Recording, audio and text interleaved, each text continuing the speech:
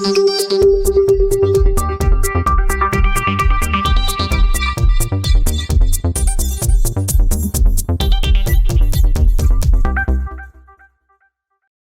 right, welcome to the Raw Report. I'm Ryan Jackson Saw.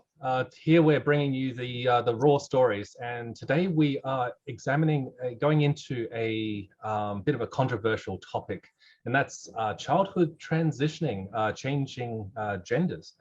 I'm here with Professor John Whitehall. He's a professor of pediatrics in the Western Sydney University. He has a 50-year career in medicine, including 15 years as a director of neonatal intensive care in Townsville. 20 years, he taught modules of tropical pediatrics in the master's program in the School of Public Health. And he's even gone on a national tour speaking about the harms of gender reassignment surgery, leading to him being on many TV programs. He's interviewed many times. I'm also here with Rhett Hackett. He's an assistant vice president at Citi and a co-founder of and president of the Humanity Preservation Foundation, a former regional sales manager at Garnet Publishing Services, and has studied at Ocean County College. Welcome both to the show. Thanks, Ryan. Thank you. I'd like to ask a couple of questions to both of you. We're going to be exploring, obviously, a very touchy subject for a lot of people, with the goal of gaining a larger perspective for ourselves and for the audience on the topic of gender reassignment surgeries and transitions for children. First off, I want to ask yourself, Professor. Professor, could you tell us a bit about the Safe Schools program in Australia? Yeah, okay. Let me just say, first of all, it should be obvious, I don't represent my university. This is my own personal opinion. And indeed, within the confines of this campus, there would be people who would take different points of view. So I'm speaking for myself. What are the Safe Schools program? Well, that was notorious because under the valid ambition of preventing or reducing bullying of children, and nobody thinks that bullying is a good idea, but under that kind of camouflage, they were saying, well, children are diverse, and there are some who think that they are boys when they're actually girls and so forth, and we shouldn't bully them. Well, we all agree they shouldn't be bullied, but it went further than that.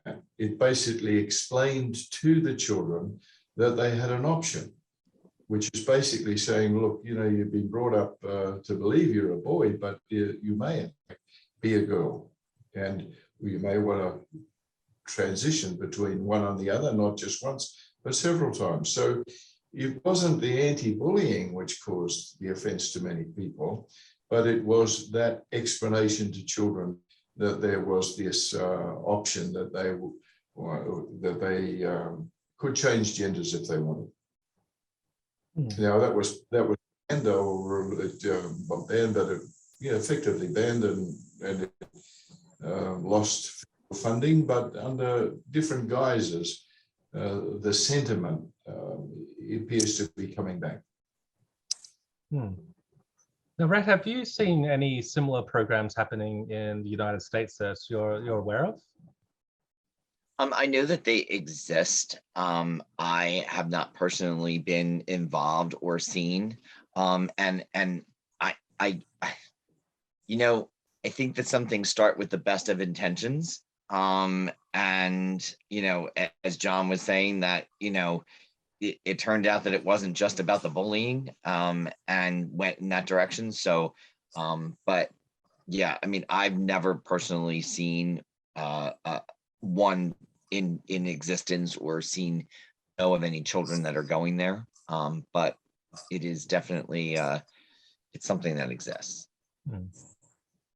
Obviously, we've got a big program like the Safe Schools program, and they are looking to bring that back in Australia, but it's just sort of transforming. They are telling children in schools that you could be a boy or you could be a girl, and that's completely normal, and that's okay. Obviously, going through childhood is a very confusing time. So when you receive that message, you're really going to be easily influenced, and it may be adding extra layers on top of the already difficult situation that they're in, with increasing amounts of depression and anxiety for children. I was hoping to examine a bit on the social pressures that we're now seeing as a modern phenomena of actually going into transgenderism, since it's got such a warm reception. Professor, have you talked much about that? Have you explored that yourself in your talks? Oh, yes, I think that's a major phenomenon. I think that the prevalence, it's more common now in girls and in older girls, as opposed to earlier on, it was more of a common thing with boys, and I'll get onto that if you wish. But now it's particularly troubled early teenage girls. And I and others believe that this is encouraged by what they are led to believe on the internet and so forth. Lisa Littman described this as an American lass, as a social contagion. It behaves in that manner. They were thinking these things are taught on the web and so forth, then breaks out in a school, and then suddenly you've got several in that school, and then you track it around and several of the friends are involved. And I agree, it has become now almost too strong a word, but it's certainly becoming an increasing phenomenon. And in particular, girls, and when studies done in the United States, but also here, have shown that the majority of these children have been given associated diagnoses of mental disorder. They are particularly anxious, they're particularly vulnerable. A number of them are autism and so forth. This is widely recognized. Now, the proponents are saying, yeah, well, they're upset because no one recognizes their problem. But in fact, when you look in a number of the studies, the problem began before the symptom of gender confusion became obvious. Take autism, for example. These kids are abnormal from birth and have a disordered appreciation of reality, and a very high incidence in them now is emerging of gender dysphoria. So in summary, I think that this is a social contagion.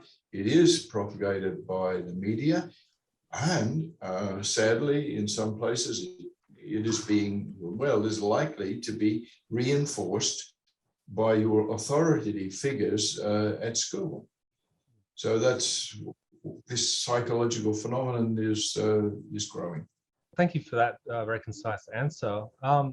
Rhett, I want to ask, do trans people require special counseling? Basically, are there extra issues that need to be considered, especially with like school children who are going through these issues? What are some of those issues that they might need additional help with? Yeah, so, one of the things as we explore this and we talk about it more, I mean, certainly, John comes at it from a different angle, but I know for me, like, we look at individuals, adolescents that are being sexually abused, and we know that, brain development doesn't really complete until somebody's like 25 years old. We also know that the impact of trauma as a child has a major impact on brain development and sexual identity and all that goes along with it. We also know, based upon the ACE study that was done, adverse childhood experiences, that showed that, those that experienced some sort of childhood trauma had a greater risk of health disease, addiction, suicide, early death. And these are the things as it relates to mental health as well, too. So you have to ask the questions, or you have to ask yourself that, is there a child that wants to identify, let's just say that they were born a male, but they want to identify as a female because they're trying to escape from something that happened to them. And, here we know that 1 out of 4 girls, 1 out of 6 boys are sexually abused. But those numbers are based upon reported. So how many individuals are not coming forward and saying that this has happened to them. And for whatever reason, they're already, because of adolescence period, they're in a state of confusion, as it is a confusing and challenging time period, let alone factoring in some sort of trauma, such as sexual abuse. And then on top of it, some sort of other trauma inside of the household. How can we say that this is something that an adolescent should be deciding to do? I don't even, it's beyond my comprehension. And I think that there's some questions that need to be asked and explored. I guess one of the main questions we can ask is, why are we seeing such a strong, rapid uptick of the number of cases of transgendered people, especially young people? Well, we're talking about children as young as 10 who are starting to switch over and identify. I'd love to hear both your takes on that. Prevalence was with boys, and there were environmental issues associated with that. Robert Koski, for example, now retired, was chief psychiatrist in the state of Western Australia. And he described this rare phenomenon back in 1985, this rare phenomenon in which 8 children were protesting that they were of the opposite sex. These were kids, 7 of them were boys.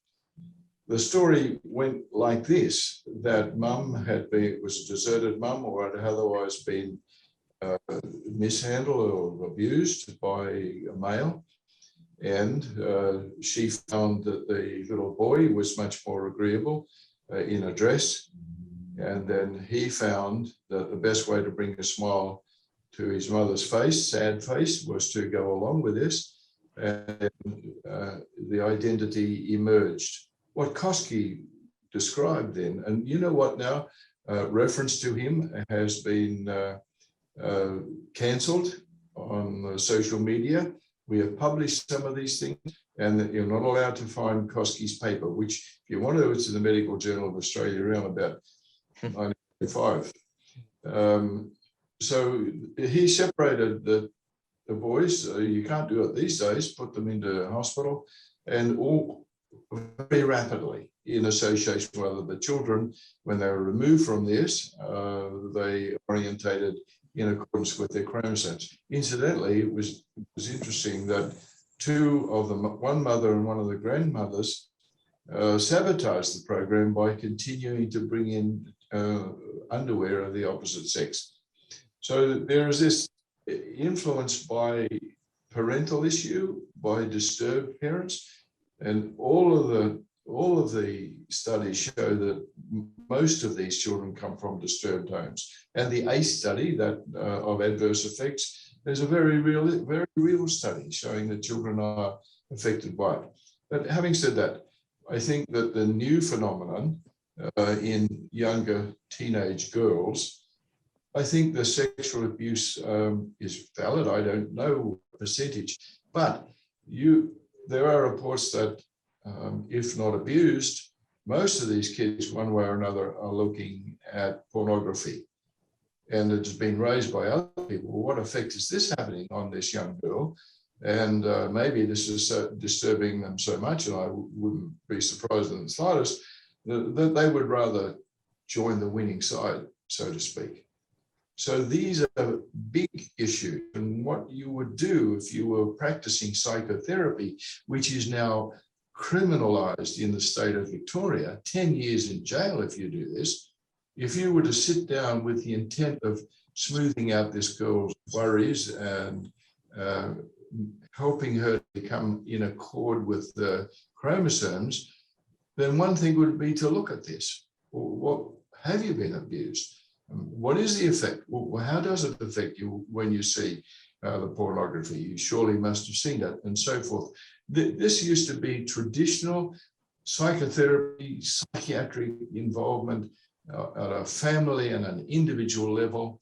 And the astonishing thing is that this so-called conversion therapy has now been criminalized in the state of Victoria. If you practice it, if I were to practice it, 10 years in jail and hundreds of thousands of dollars of crippling fines.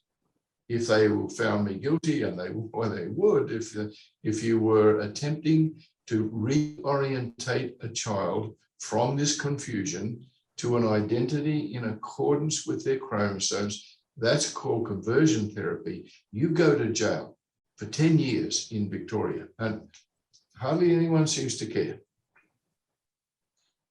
No, that's quite disturbing, because sometimes parents are the best guides in these situations. Just sticking to the same question there for you, Rhett, as well. So why do you think that there's this sudden uptick or number of transgendered people? Well, I think just like with anything, when something is not talked about, it doesn't become the feature flavor of the month. And I think that the more exposure and the more that we hear it, it is something that it opens up the door for individuals to, be inquisitive. I also know too, from working with individuals that have been victimized, that we know that children, they don't speak out that something has happened to them. They don't verbalize it, they act out. And, we also know that when somebody has been victimized, or whatever their circumstances are, we seek to self-soothe. It's one of the first things that we try to do. And so in seeing this over here, and whether that's, drugs and alcohol, or transgender over here, people are going to seek out to try and find a way to make themselves feel better. And if that exploration takes them down that route, and that's not really the direction that they wanted to go, because I do believe that there are individuals that are, in the right space and saying, I was born a male, I feel I've always felt like a female, or vice versa. And that's okay, but I don't think that I think that it needs to be age appropriate. And I think that in adolescence, that's in like probably the biggest change of their life. All kinds of things are going on behind the scenes, even if they didn't have any type of trauma or anything happen to them. I just, some of them, it takes so long for them to even just kind of gain empathy for human beings, because that part of the brain hasn't really been developed yet. But they're going to make a decision that is so permanent and so changing that, it's frightening to me. I'd love to delve a bit into some of those changes physically that we're talking about. Now we're talking about puberty blockers, for instance, and this is a big topic, because from the general, what you hear consensus is that puberty blockers are not dangerous, that they simply freeze growth and give the child a chance to make a decision what gender they want to be. But John, I'd especially love to hear from you on this. What are the dangers of these puberty blockers? May I just say something? Can we go back just slightly? You said that parents are determinative, yes, but do you know what? It's a criminal act in Victoria and also the Australian Capital Territory for a parent who was worried about it and would like to help her child or their child go develop a gender identity in accordance with their chromosomes. If they take that child out of the state, out of the Australian Capital Territory, that's a criminal act. If they try to persuade the child themselves or have someone to come around counselling, the parents are in fact criminalising themselves. Now, that's how bad the situation got over here. But to get back to your question, are there side effects of blockers? Yes, there are. Now, why do the people keep saying they are safe and entirely reversible in the face of an abundant literature which says things to the contrary? That I can't explain. This is a negation. This is a cancelling of established research. Just for example, the best collection that people wanted to read it was out of the University of Glasgow, the veterinary school, and they did the obvious thing. They gave the blockers that will block the hormonal process of puberty, they gave them to sheep who were about to enter puberty. And then look what happened to them. They actually did, they studied their behavior. They looked at their MRI of the size of brain components.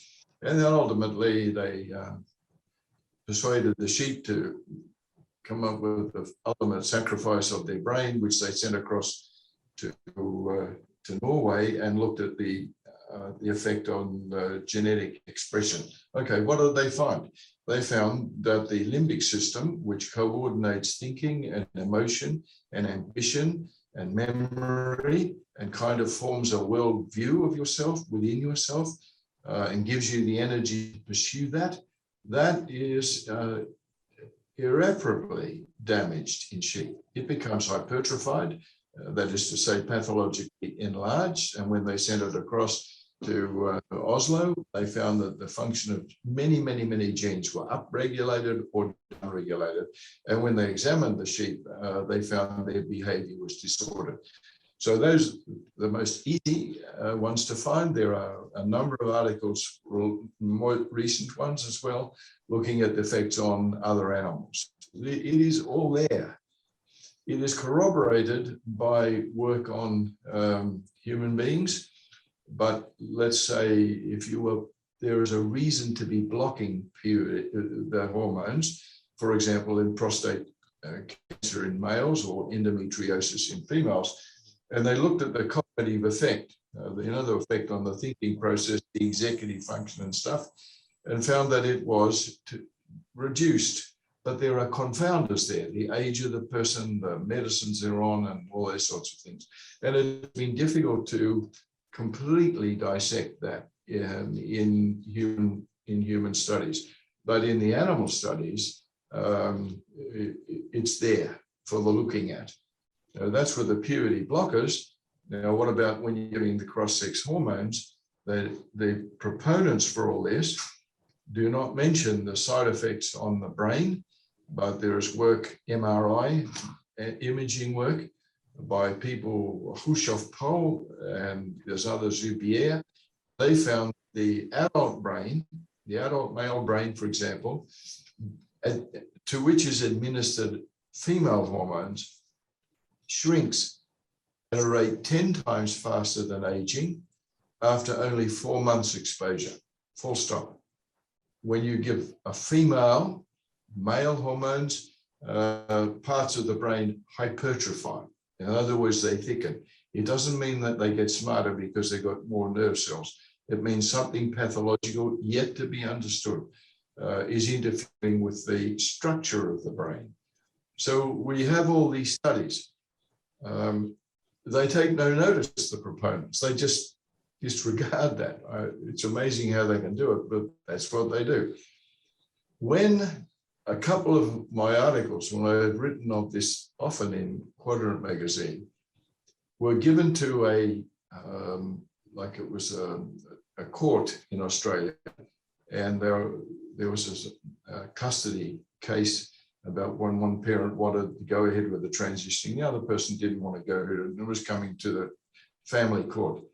Some of these articles then were given to people appearing in the court, and they said, well, what do you make about this? Now, the people who wanted to go ahead with the transition said, Whitehall is making too much fuss on animal studies, as if these were irrelevant when every new antibiotic, every new vaccine, everything is tested out on animals. And here there were major repeated adverse effects. And then they raised the specific question of, well, what about the effect on the brain? Well, the answer recorded in the family court was the proponent saying, these studies, these effects are only subtle, and they passed them off. Can you imagine for 1 second the fuss there would be if now, when everyone sort of caught up in the vaccination against COVID, if you found that you were COVID vaccinated and your brain shrank at a rate 10 times faster than aging after only 4 months, and you got up and said, oh, this is nothing, this is just a subtle effect. Can you imagine? Well, certainly the same effect. That's a very major effect, and it should be a huge concern and to factor in when, like, as a major, like, doctors should be saying that straight away to any parents taking their children in. Are they saying well, that? No, they're neglecting, they're ignoring those studies. They will talk about, with regard to cross-sex hormones, sure, there's an increased rate of thrombosis, who cares? There's an increased rate of hypertension, who cares? We can deal with that. They were talking about those sorts of abnormalities, but the brain issue was passed off in the family court as just a subtle change. And the children's hospitals around the country, regrettably, do not comment on this, nor do they comment on Neil Evans' work on sheep. I challenge them to confront these issues. Explain to me, explain to Neil Evans, explain to everybody who's doing work on this, why these results are able to be overlooked or neglected. Now, in Australia, this has got very serious medical legal implications, because there was a very significant case, I don't know, 20 years ago, in which an ophthalmic surgeon did not tell a lady of 1 in 12,000 chance of getting very serious eye complications after an operation. And the poor lady went blind. The High Court then decided that every doctor has the responsibility to explain to somebody very, very clearly all the side effects that are possible, even in a 1 in 12,000 case, just in case that person then make up their mind. So there is a huge medical legal vulnerability here by the people who are doing it and by the hospitals who are passing it, by the ethics committees of the children's hospitals in Australia. I don't know how they can sleep at night when they are ignoring what is known as Whittaker and Rogers case, a very, very famous High Court case. And they just refuse to talk about these things, and they continue to say safe and entirely reversible. I guess when we're talking about this issue, there's a new standard when it comes to transgender children, and this is just a mentality. I'm not saying it's fact, that because depression is such a high factor, because suicide rates are such a high factor, the new standard is, well, as long as they don't die, then everything else is okay. You know, they can go through all these physical changes and suffer physical damages, but as long as they don't kill themselves, then that's the standard. Would you agree with that? But no, this is a furphy that is raised. There are a number of articles, including in the Journal of Homosexuality, for example. People are saying there is no evidence, none, per se, that gender dysphoria is associated with a higher rate of suicide, full stop. Now, all these kids, well, 75% of these kids have been given associated diagnoses of depression. Are depressed kids likely to harm themselves? Yes.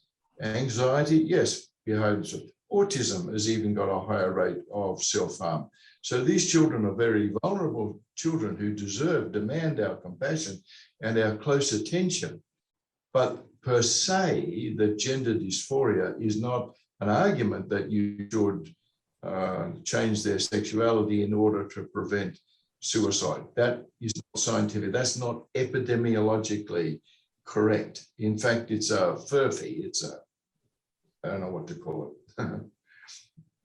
Misleading. Well, there's no evidence. I guess the question would be then, who really is benefiting from this new industry? Oh, that was my question I was going to ask, because, I mean, I know, you're the one that usually asks the question, but I mean, what is the benefit by not disclosing this information? It's insane to me, and it's frightening. That's frightening.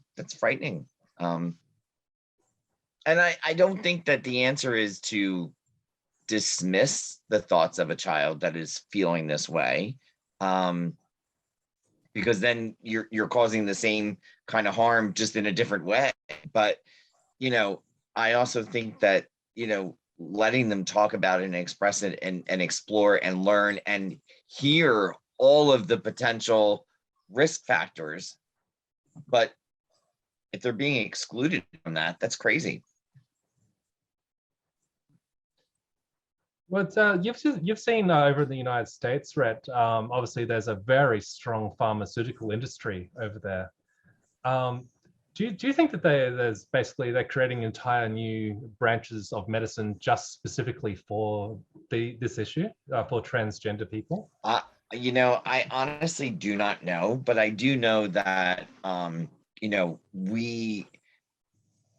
have a lot of people that come before me that talk about how their meds are continually being changed. We have medications for depression, and then we've got medications that are to help boost the medication that you're taking for depression. And we're quick to do that.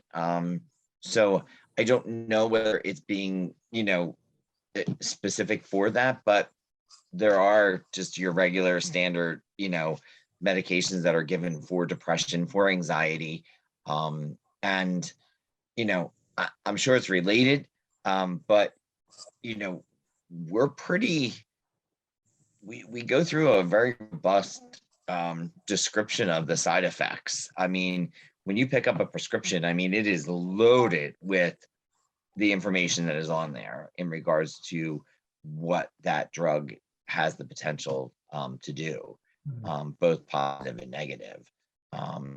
It's not to say that some, that all doctors are not disclosing, but I think that, we're talking about some serious, after a short period of time, 4 months, I think John said that there was an impact that it could be seen.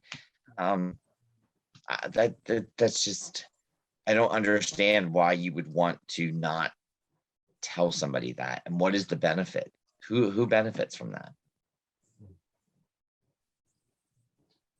Oh, John, If you're asking, yeah, John, what do you think? Who do you think is standing to most to gain from these practices?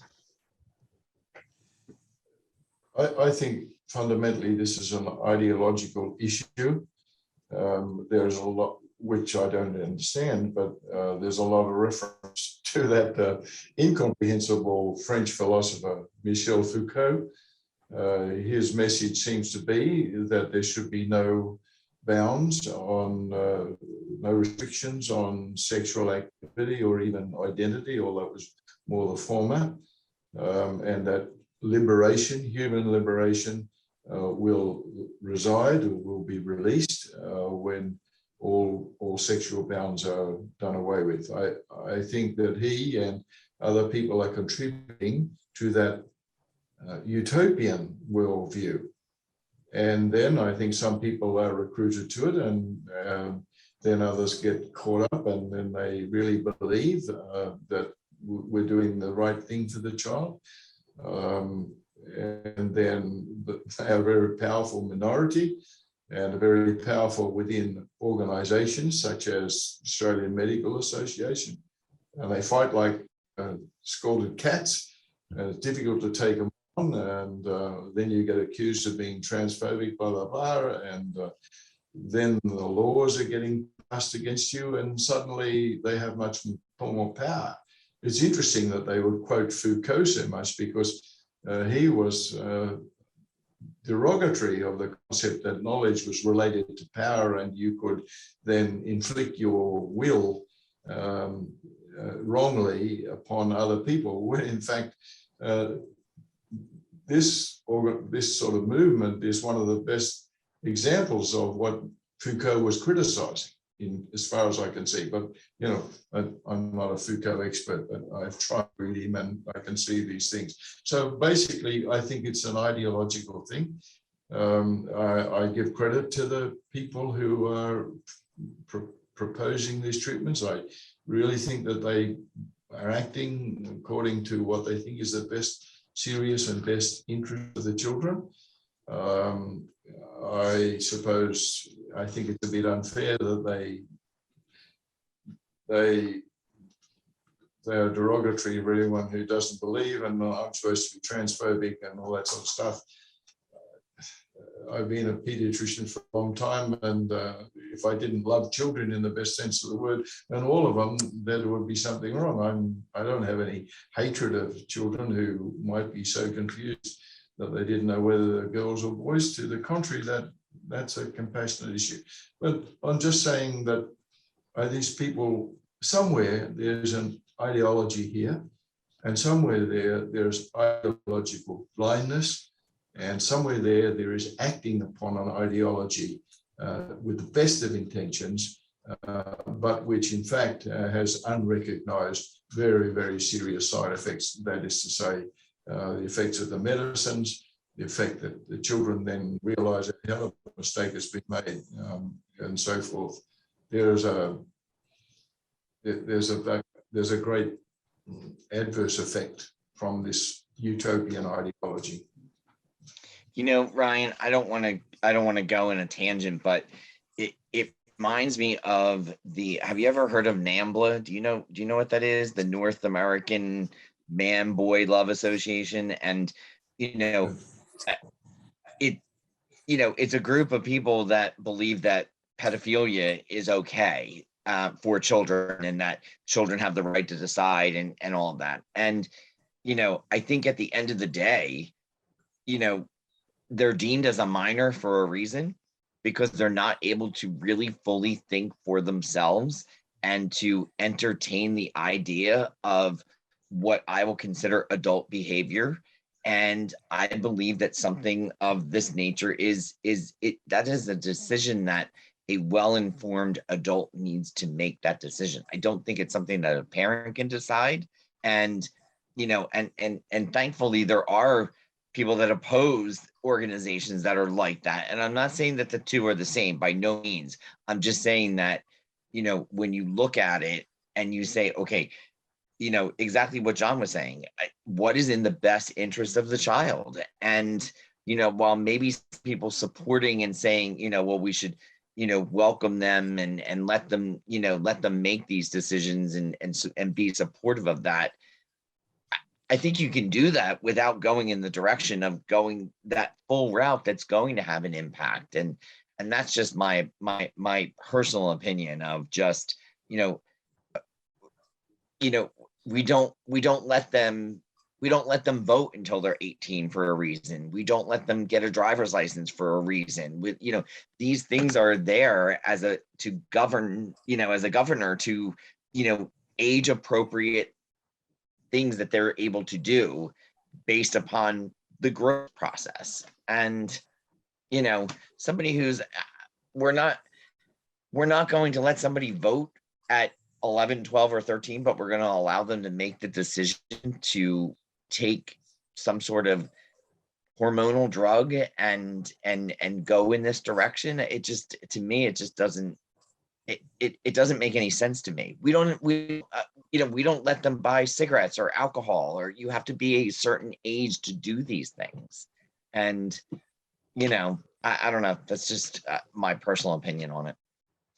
It seems that we're in a situation now, especially in Australia, where parents are not allowed to talk their children out of it, or to try and to help them to move away from this, because they're under threat of being arrested.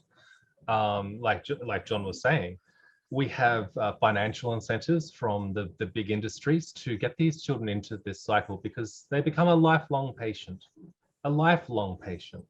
And that's a lot of money, like tremendous amount of money. You got adolescents, like social confusion.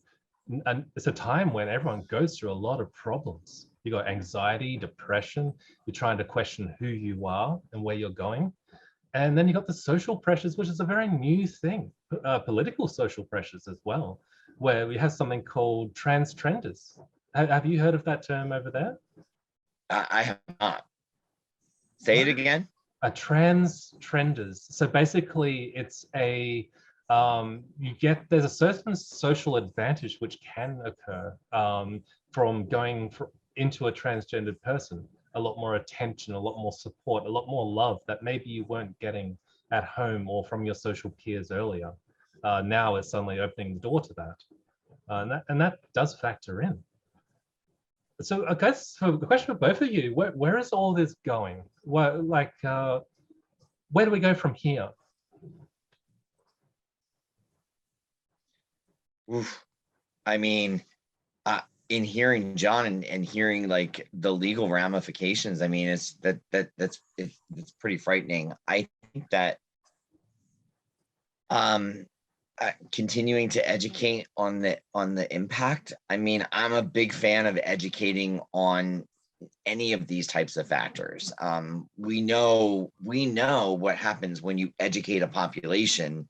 You can create change, or you can at least create people asking questions and maybe diving a little bit deeper. And so if a doctor or a big pharma company isn't going to divulge all of the things that are going to happen if you take this medication or whatever, then we need to take responsibility for ourselves and for our children and ask the questions to do our homework. And I think that responsibility falls on us as those that are raising our children, to ask the question. So if we can educate to train them on that, then, you know, of course, I don't know about that legal ramification piece that John was mentioning, but I know as a parent who raised 2 kids, you know, my wife and I were like diligent on like making sure that we like asked what we needed to ask and do what we needed to do. I think, you know, you have a very small window of a job to do to get your children from this point to adulthood. The window is really short, and it takes a lot of steps and a lot of work. So that's where I'm saying we go. Well, Professor, where do you think this is all going? If I could just comment on something you were saying before about the transgender business. Yeah, you see what a number of the children's hospitals are saying is, okay, we're asking these children, are they happy? And we'll ask 1 week after they have been transgendered, and 1 year, and all that sort of stuff. And most of the children are saying yes. Now, what's happening to those who say no, where are they? We don't exactly know. But the problem is this, that by definition, by widespread review, these children, when they went into the program, were anxious and depressed. So I mentioned all that. They are unhappy children, on the whole, lonely children. Most of them come from broken homes. Now, suddenly, they are the focus of the attention of a group of adults who want them to become happy, who are applauding their courage, applauding their stand. And they get this applause and support from their peers on the web. And then sometimes become the poster person in the school or on the media or so forth. This is all a confound. You're asking the child whether he's happy or not, or happier than before. These are confounders that are not taken into it. That's the first thing. The second question is, well, who's asking the questions? Well, all these authority figures who encouraged you to become a boy or a girl when you actually weren't, these are the ones who have been treating you and being so loving to you. And they're asking the questions, are you now happy or not? So there is observer bias. Then lastly, how long are you going to keep it going? It may well, you could keep them going happy through teenagehood or whatever. I mean, as long as you applied these issues, then what happens in the cold and the lonely years of adulthood? Nobody knows.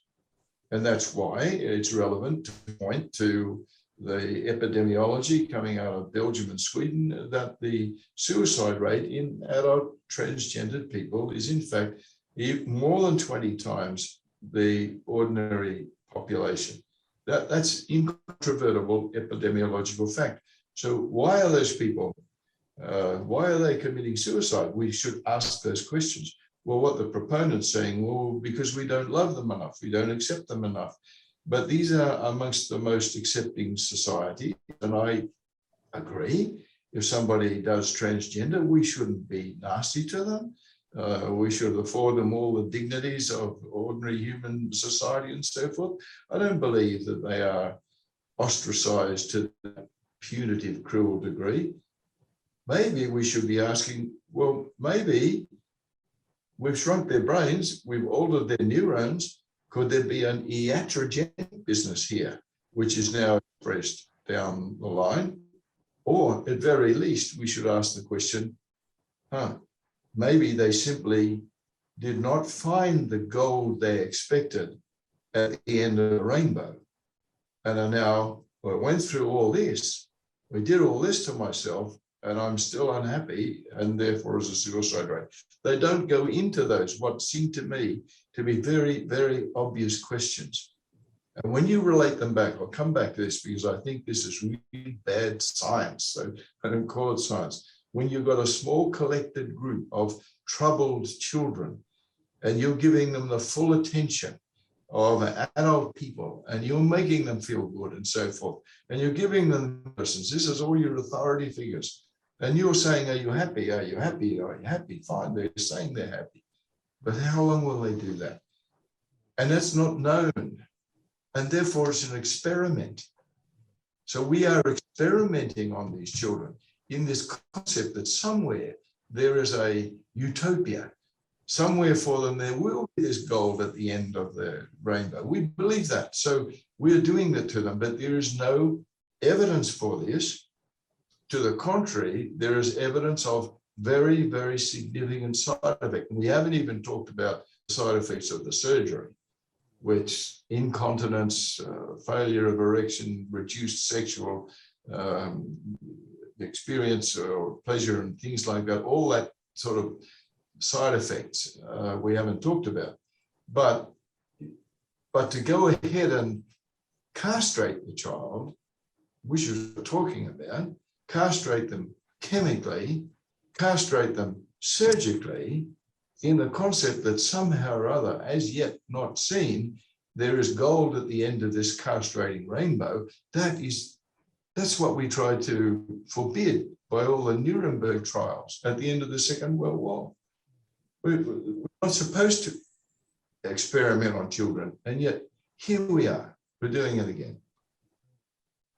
Do you think, John, that if we had a general society that was more accepting of men expressing their femininity and women expressing their masculinity without the need for basically going through hormone replacement therapies and surgeries and yada yada, do you think that maybe there's a level of suppression in society that is now coming out, and that's why we're seeing this misdirection into that medical field?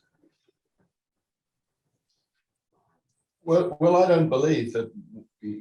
I don't know the answer to that because I'm not sure how much oppression there is. I don't believe we should be making fun of people in any shape or form.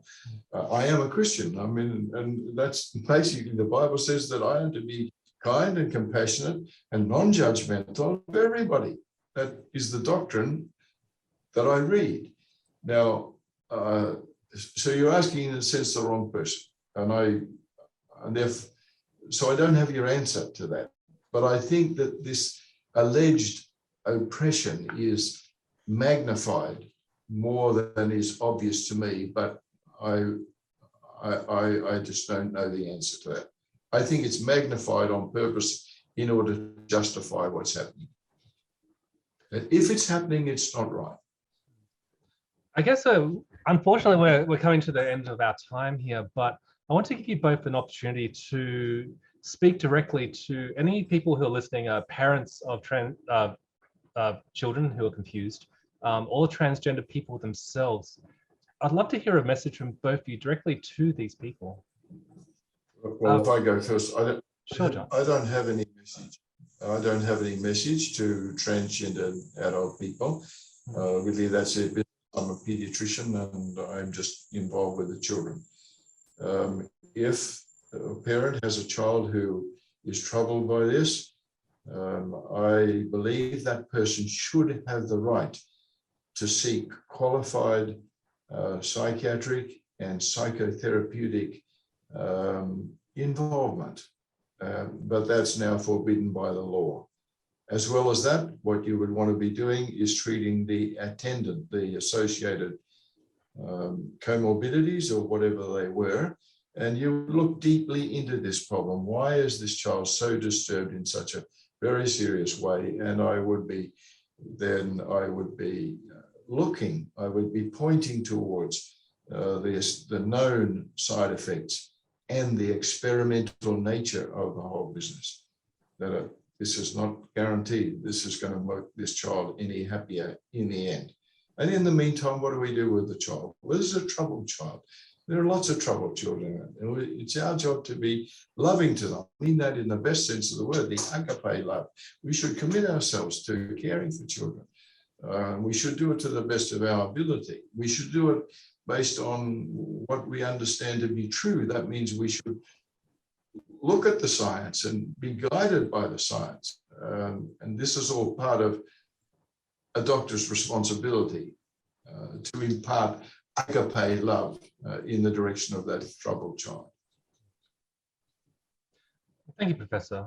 Rhett, did you have any messages that you'd like to directly convey?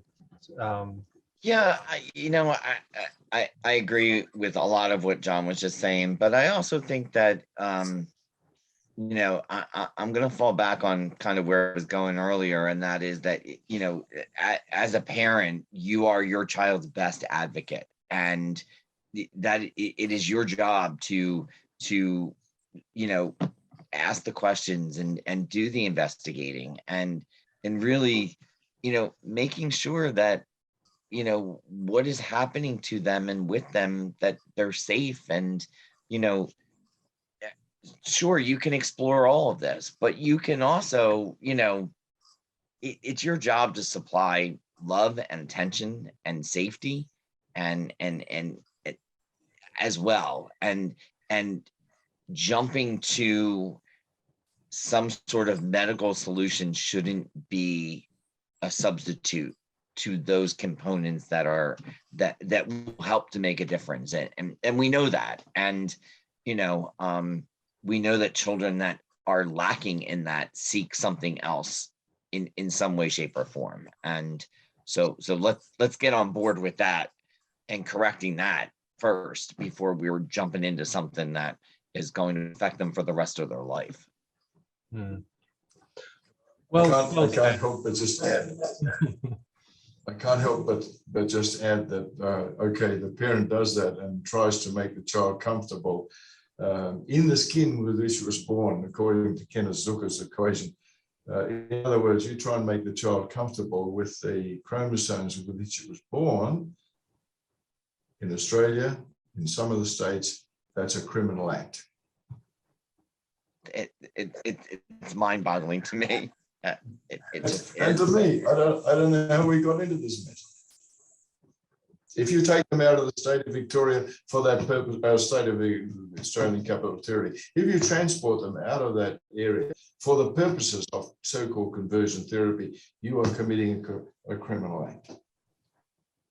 If you bring people into your house to help your child with those problems, you're committing a criminal act. I don't know how to dodge that. It's beyond my comprehension, to be honest, and I just so disturbing. Because it is also written in the law. It's the exact wording that if I induce parents to attempt to do that, that's another criminal act of mine. I don't even have to see the child. And it hasn't happened yet, but it's on the books there that even conversations like this, which will bring disrepute to the alleged therapy of conversion therapy, or less benefits of it, public broadcasting that brings into disrepute the collective wisdom of this process is not yet. But I think it's only a matter of time, because before that too becomes a criminal act. So I could get penalized for making these comments on public broadcasting.